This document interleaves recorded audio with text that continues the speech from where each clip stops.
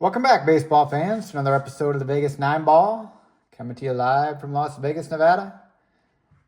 Here it is, November 2025. Without further ado, let's get to the Vegas Nine Ball for today. First card today is a UL Washington, shortstop for the Royals. And UL, of course, is known for always playing with that toothpick in his mouth. You can see him here. Even before the game, he has the toothpick in his mouth here, and the batting gloves on, and he's ready to play. He's got the toothpick, he's got the batting gloves, and he's set. Of course, UL, his rookie card is valued well over $100, and because of the toothpick that he has in his mouth now, his rookie card is valued over $100 because he is on the same rookie card as Paul Malter, rookie shortstops, and Alan Trammell as well. So, yeah, along with somebody else, I can't remember. But, yeah, UL Washington, just like Dusty Baker, big toothpick guy. And you see him here in this card with a toothpick in his mouth. And, yeah, UL Washington, popular guy for the Royals, shortstop. Put UL on the board, on the stand. And UL, everybody thought UL was short for something, but his mother, I think, was just his mother's version of the boy's name Yule, Y-U-L-E normally, but UL, just his mom's version of the boy's name Yule. So yeah, there he is on the stand with his toothpick. Next card is a Jim Weaver. Whoa, Jim Weaver. Jim Weaver, I don't remember a whole lot about, but it's a nice looking card. Here, early Angels card. Of course, the Angels in Anaheim, when they first started, played in Wrigley Field, California, Wrigley Field. And yeah, that stadium used to be, it's called Wrigley Field because the Cubs had their AAA Pacific Coast League team there. And once the Angels got a team, they moved into there for 1 year before they moved on. But yeah, the Angels, I remember them early about this time period with the Cubs AAA team playing in the Angels version of Wrigley Field. They also filmed a home run derby in that Wrigley Field, the California version of Wrigley Field.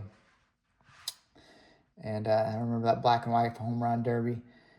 Played at the Angels Wrigley Field. But yeah, this is a Jim Weaver. Don't remember too much about him. But this is a card in the 60s, Jim Dream Weaver. Next card is Cardinals team card. See here, the manager is Ken Boyer. Ken Boyer.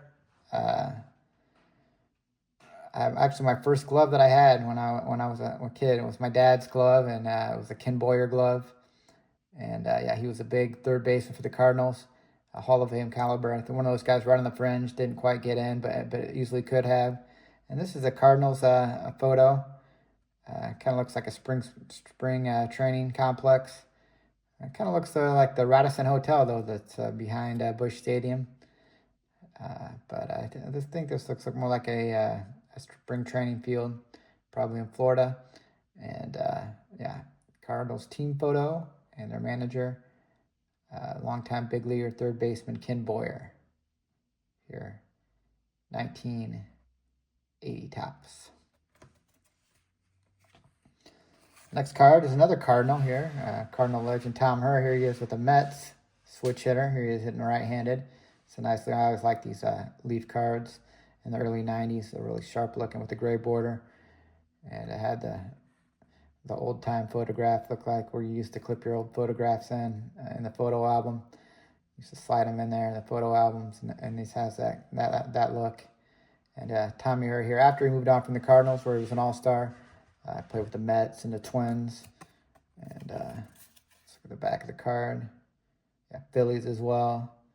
And yeah, nice looking Tommy Herr. Long big league career. Next card is Steve Carlton. Here's another guy late in his career. Pitched for the White Sox. Of course, he started his career, another Cardinal. And he started with the Cardinals and then moved on to great success in Philadelphia for many years before he bounced around towards the end of his career with I believe I remember him on the White Sox and maybe even the Twins and the Indians, Giants, I believe, too. And yeah, Steve Carlton, here he is in action late in his career as in his White Sox digs here. And it's a nice looking card. And we'll put him on the Hall of Fame stand. Steve Carlton, lefty. Here's another good left-handed pitcher, Jerry Koosman. This is another guy whose rookie card's worth a bunch of money. And that's because his rookie card is shared with the great Nolan Ryan.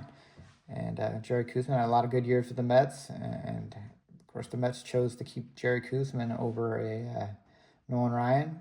Koosman, I believe, pitched in the rotation in that 1969 World Championship year. Or I think Nolan Ryan was more of a swingman. I think they kind of valued Koosman a little bit more than Ryan, probably because he was a left-hander.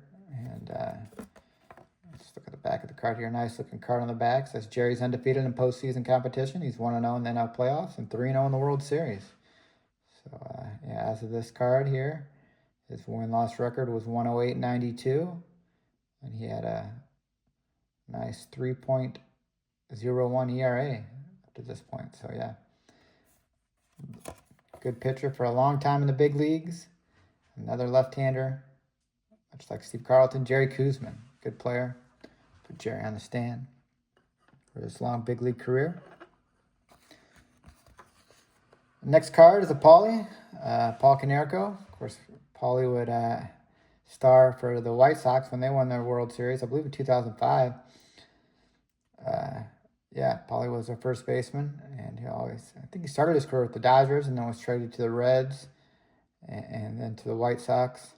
But Paulie will always remember Chicago as a legend because he was a big part of that White Sox team in 2005 who won the World Series. And it's a nice shot of him. Paul Konerko for the Reds, who he played for briefly. Next card is another first baseman for the White Sox, the legendary Frank Thomas. He's a Las Vegas guy, Las Vegas legend. And yeah, he lives in Las Vegas now. And this is another of those leaf cards that are really sharp looking. And it really goes here good with the black and white Sox unis. I think this might be his rookie card, or at least second year. It says, although Frank was playing only in his second year of pro ball in 1990, he has hit his way out of the White Sox and is regarded as one of the top young sluggers in baseball. Yeah, so he was the 7th player selected overall in the June '89 draft out of Auburn, big-time slugger out of Auburn University. And would go on to have a great career with the White Sox, later on the A's, and he now lives in Las Vegas. And because that will put him in front of Vegas Stillskin on the Vegas stand, Frank Thomas, great ball player, Hall of Famer. And the last card of the 9-ball for today is Dave Campbell. Dave Campbell, I remember, don't remember too much about his playing career, but I remember him on Baseball Tonight and doing some broadcasting on those Sunday night baseball games for ESPN. And here he is with the Padres. Let's see what the back of the card says here. The Padres' leading base stealer in 1970. Dave signed a bonus contract with the Tigers in 1964 after a standout career at the University of Michigan. He had 427 and 25 games in Toledo before being called to Detroit. His 1970 stats there, 219 average with 12 homers, 18 stolen bases. So double-digit stolen bases, double-digit homers. Dave Campbell, yeah.